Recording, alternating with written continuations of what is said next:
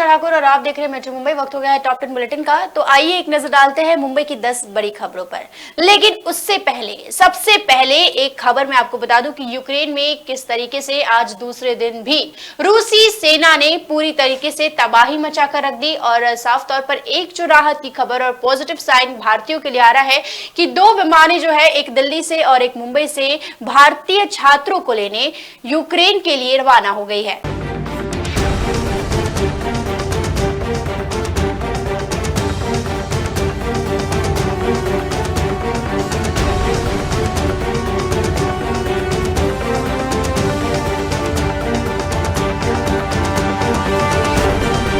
Ukraine में रूस के हमले के बीच वहां फंसे नागरिकों के लिए राहत भरी खबर है। भारत सरकार उन्हें सुरक्षित स्वदेश लाने के विशेष अभियान में जुट गई है। प्रधानमंत्री नरेंद्र मोदी की अध्यक्षता में सीसीएस की बैठक में ये अहम फैसला हुआ। सभी विशेष उड़ानों का खर्च सरकार उठाएगी। यूक्रेन में हजारों की संख्या में मेडिकल स्टूडेंट्स और अन्य नागरिक फंसे हुए हैं। टीवी रिपोर्ट्स में बताया जा रहा है कि यूक्रेन में लगे पड़ोसी देशों में सड़क मार्ग के रास्ते भारतीय नागरिकों को पहुंचाया जाएगा। वहां से उन्हें प्लेन के जरिए स्वदेश लाया जाएगा। फिलहाल यूक्रेन के पड़ोसी देशों में संभावनाएं देखी जा रही है। रिपोर्ट्स में बताया जा रहा है कि यूक्रेन में करीब 16,000 भारतीय फंसे हैं, जो युद्ध के समय बंकरों में रहे हैं। एक दिन पहले प्रधानमंत्री नरेंद्र मोदी ने सीसीएस की बैठक ली थी। हालांकि आज मुंबई और दिल्ली से 2 फ्लाइट रवाना हुई है। और ये तस्वीर आप देख सकते हैं, रोमानिया पहुंचे छात्र। भारतीय छात्रों की चेहरों की ये मुस्कान ये बताने के लिए काफी है कि वो कितने खुश हैं। भारत ने वहां फंसे अपने नागरिकों को आश्वस्त किया है कि छात्रों सहित यूक्रेन से सभी भारतीय नागरिकों को सुरक्षित एवं सही सलामत वापस लाया जाएगा। यूक्रेन में फंसे भारतीय स्टूडेंट ने बताया कि उन्हें सायरन की आवाज सुनते ही बंकरों में जाना होता है। वहां फंसे लोग डरे हुए हैं। इधर भारत में उनके घर वाले टेंशन में हैं। कुछ स्टूडेंट्स ने अगले कुछ दिनों में टिकट्स बुक करा रखे थे, लेकिन अब उनका आना कैंसिल हो गया है। Bureau report, metro Mumbai. तो मुंबई में कोरोना के मामले कम हो रहे हैं, इसको लेकर बड़ा फैसला लिया गया है। 4 जंबो कोविड सेंटर्स बंद किए जाएंगे।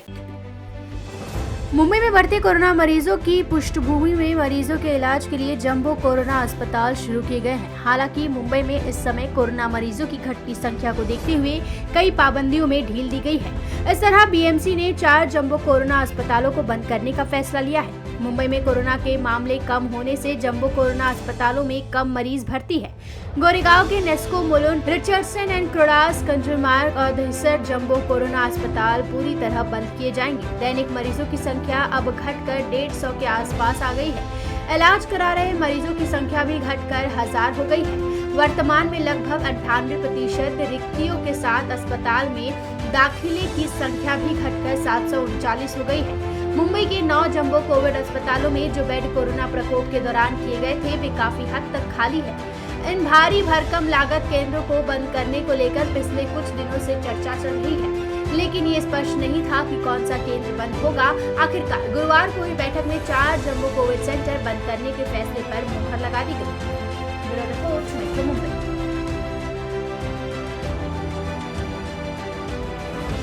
मुंबई पुलिस के नए दिशा निर्देशों के अनुसार मुंबई में 8 मार्च तक किसी भी प्रकार के रैली और राजनीतिक कार्यक्रम को अनुमति नहीं दी गई है। दुनिया भर में मुंबई पुलिस फोर्स की पहचान एक बेहतरीन फोर्स के तौर पर होती है। वहीं मुंबई पुलिस सोशल मीडिया पर भी अपने मजेदार पोस्ट से खूब सुर्खियां बटोरती है, क्योंकि मुंबई पुलिस द्वारा किए गए ज्यादातर पोस्ट क्रिएटिव होते हैं, जिन्हें लोगों द्वारा खूब पसंद भी किया जाता है। ऐसे क्रिएटिव पोस्ट से मुंबई पुलिस नागरिकों को जागरूक करने की भी कोशिश करती है। ऐसी ही एक मुंबई पुलिस की ट्विटर पोस्ट सोशल मीडिया पर तेजी से वायरल हो रही है। ये पोस्ट मुंबईकरों को काफी प्रभावित कर रही है। मुंबई पुलिस ने लोगों को ऑनलाइन ठगी का शिकार होने से बचाने के लिए फिल्म गहराइयां के गाने का इस्तेमाल किया है। मुंबई पुलिस ने ट्विटर पर जो पोस्ट शेयर की, उसमें लिखा है, हाँ डूबे, हाँ डूबे, हाँ डूबे। अपना ओटीपी साझा करने के बाद आपका पैसा, जरा बच के साइबर तौर पर सुरक्षित रहें। इसी के साथ इस पोस्ट में 3 हैशटैग गहरी है cyber safety, hashtag cyber safety, hashtag cyber crime का भी इस्तेमाल किया गया है। मेट्रो मुंबई के लिए तृप्ति सिंह के साथ राजेश सोनी की रिपोर्ट। नवाब मलिक इस वक्त काफी मुश्किल भरे दौर से गुजर रहे हैं। ऐसे में आज अचानक उनकी तबीयत बिगड़ गई, जिसके बाद उन्हें जेजे अस्पताल में भर्ती कराया गया। आपको बता दें कि इस वक्त नवाब मलिक ईडी की हिरासत में है। महाराष्ट्र के अल्पसंख्यक मंत्री और एनसीपी नेता नवाब मलिक को ईडी ने 23 फरवरी को गिरफ्तार किया था, जिसके बाद कोर्ट ने मलिक को 3 मार्च तक ईडी के रिमांड में भेज दिया था। इस बीच नवाब मलिक की तबीयत खराब होने की खबर सामने आ रही है। पेट में दर्द की शिकायत के बाद मलिक को मुंबई के जेजे अस्पताल में इलाज के लिए एडमिट किया गया। फिलहाल उनकी तबीयत को लेकर ज्यादा जानकारी नहीं मिल पाई है। ईडी ने मलिक पर मनी लॉन्ड्रिंग के तहत मामला दर्ज किया। वहीं मलिक पर अंडरवर्ल्ड के लोगों के साथ संबंध रखने के आरोप है। इसके अलावा मलिक पर अंडरवर्ल्ड डॉन दाऊद इब्राहिम की बहन हसीना पारकर से कुर्ला स्थित गोवा वाले कंपाउंड में 3 एकड़ जमीन खरीदने का आरोप है। उन्होंने ये जमीन मात्र 55 लाख रुपए में खरीदी, जिसकी कीमत 300 करोड़ रुपए के आसपास है। वहीं नवाब मलिक पर टेरर फंडिंग करने का भी आरोप लगा है। आपको बता दें कि मलिक की गिरफ्तारी के बाद से महाराष्ट्र की राजनीति गरमाई हुई है। एमवीए के नेता और भाजपा नेता एक दूसरे के खिलाफ सड़कों पर विरोध प्रदर्शन कर रहे हैं। एमवीए नेता मलिक की गिरफ्तारी गैर कानूनी बता रहे हैं। वहीं भाजपा की तरफ से मलिक के इस्तीफे की मांग की जा रही है। मेट्रो मुंबई के लिए तृप्ति सिंह के साथ राजेश सोनी की रिपोर्ट। तो यूक्रेन और रशिया का इस वक्त युद्ध चल रहा है और इसका भारत पर क्या असर होगा? क्या भारत महंगाई की तरफ बढ़ेगा? कैसा परिणाम होगा भारत पर? जानने के लिए देखिए मेट्रो मुंबई की एक खास पेशकश। रूस और यूक्रेन के बीच युद्ध ने दुनिया भर की बियर कंपनियों की टेंशन बढ़ा दी है। पिछले 2 साल से कोरोना के कारण नुकसान झेल रही बियर कंपनियों को आने वाली गर्मियों में अच्छे धंधे की उम्मीद है, लेकिन रूस यूक्रेन विवाद के कारण इस साल भी बियर कंपनियों का धंधा चौपट हो सकता है।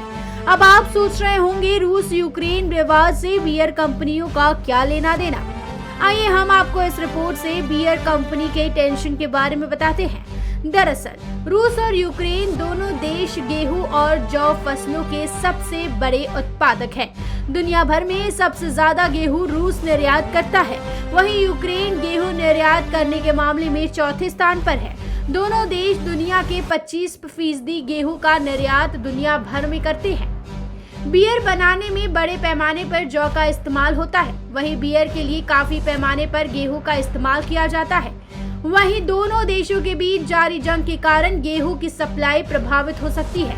वहीं दोनों देशों की जंग के विवाद के चलते जौ की फसलों के दामों में बढ़ोतरी हो सकती है। इस संकट के कारण बियर इंडस्ट्री का धंधा प्रभावित हो सकता है। वहीं भारत की बियर इंडस्ट्री पर भी इस तनाव का असर देखने को मिल सकता है, क्योंकि भारत में गर्मियों के दौरान मार्च से जुलाई के बीच 40 से 50% तक बियर की बिक्री होती है। बियर इंडस्ट्री का अनुमान था कि पिछले 2 साल कोरोना के कारण खराब होने के बाद 2022 में बियर की बिक्री में 50% तक बढ़ोतरी हो सकती है। वहीं अब ये तनाव बियर इंडस्ट्री के धंधे को काफी हद तक प्रभावित कर सकता है। वहीं पहले से ही दुनिया भर में बियर बनाने के लिए सबसे ज्यादा उपयोगी जौ से फसलों का दाम बढ़ चुका है। मेट्रो मुंबई के लिए राजेश सोनी के साथ निशा ठाकुर की रिपोर्ट। तो एनसीपी के नेताओं के बाद अब शिवसेना के बड़े नेताओं पर भी केंद्रीय जांच एजेंसियों ने शिकंजा कसना शुरू कर दिया है। जी हां, बीएमसी के कमिश्नर यशवंत जाधव के घर पर आज आईटी ने छापा मारा।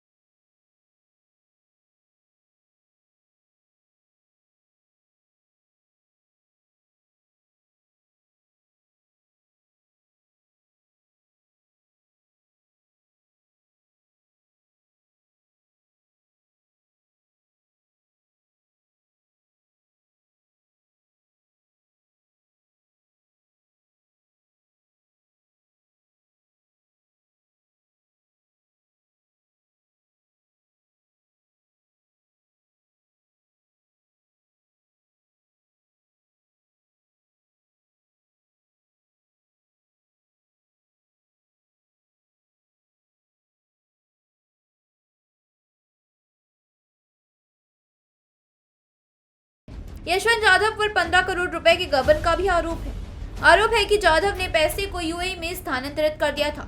इसलिए शिवसेना सांसद संजय राउत के बाद अब शिवसेना का एक और नेता केंद्रीय जांच एजेंसियों के रडार पर है।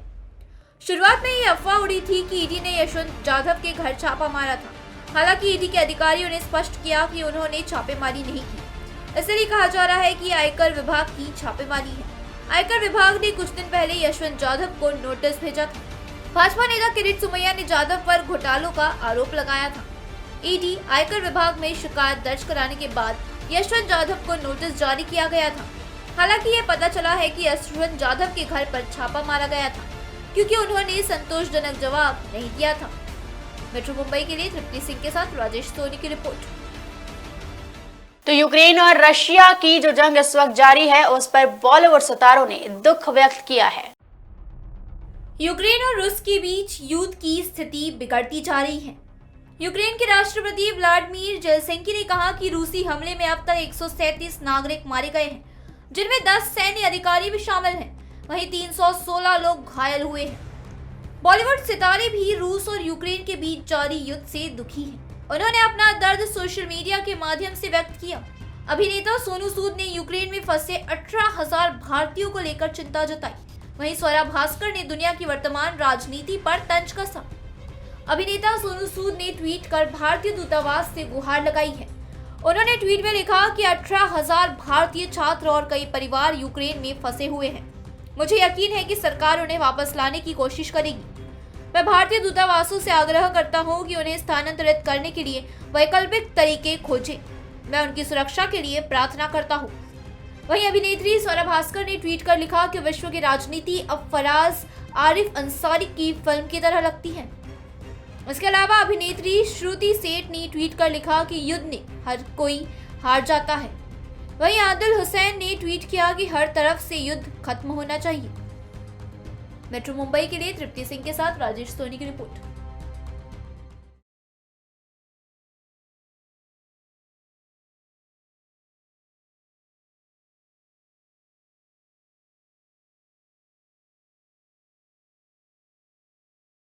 तो विलेपार्ले से एक महिला का पर्स जो है वो चोर छीन कर भाग जाता है, जिसके बाद पुलिस सीसीटीवी की मदद से चोर को गिरफ्तार करती है, जिसमें कई सोने के जेवरात भी रखे रहते हैं। मुंबई के विलेपार्ले से चोरी का एक चौंकाने वाला मामला सामने आया है, जहां शातिर चोर ने बड़ी चालाकी से एक दंपत्ति के बैग से गहनों से भरा पर्स गायब कर दिया। लेकिन इस चोर के नापाक मंसूबों पर रेलवे पुलिस ने पानी फेर दिया। दरअसल जितेंद्र नाथ धोबी और उनकी पत्नी थाने से विलेपार्ले में किसी पूजा कार्यक्रम में शामिल होने जा रहे थे। वहीं चोरी और लूटपाट की डर से जितेंद्र नाथ की पत्नी ने अपने गहने पर्स में अपने पति के बैग में रख दिए थे। लेकिन चलते वक्त पत्नी की नजर पति के बैग पर पड़ी। पत्नी ये देखकर चौंक गई कि जिस बैग में गहने रखे थे उसी बैग की चेन खुली हुई है और गहने से भरा पर्स गायब था। जिसके बाद दोनों पति पत्नी आनन फानन में मदद के लिए रेलवे पुलिस के पास पहुंचे। कपल की शिकायत पर पुलिस ने छानबीन शुरू कर दी। पुलिस ने उस मार्ग पर सभी सीसीटीवी कैमरों को खंगाला। सीसीटीवी खंगालने के दौरान पुलिस को काले कपड़ों में एक महिला का पर्स ले जाते हुए शख्स नजर आया, जिसके बाद पुलिस ने आरोपियों को धर दबोचा। वहीं पुलिस ने चोर से सारा चोरी का माल भी बरामद कर लिया। मेट्रो मुंबई के लिए राजेश सोनी, दत्ता प्रसाद के साथ निशा ठाकुर की रिपोर्ट। तो ये थी मुंबई की 10 बड़ी खबरें और आप देख रहे थे टॉप 10 बुलेटिन। रोज रात में ऐसा देखिए मुंबई की टॉप 10 बुलेटिन सिर्फ मेट्रो मुंबई पर। और हाँ, अगर आपने अभी तक प्ले स्टोर से हमारे ऐप मेट्रो भारत को डाउनलोड नहीं किया है तो जल्दी से कर लीजिए। ये ऐप स्टोर पर भी उपलब्ध है। और हाँ, फेसबुक पेज को फॉलो और यूट्यूब पेज को सब्सक्राइब करना ना भूले ताकि मुंबई की हर खबर सबसे पहले आप तक पहुंचे।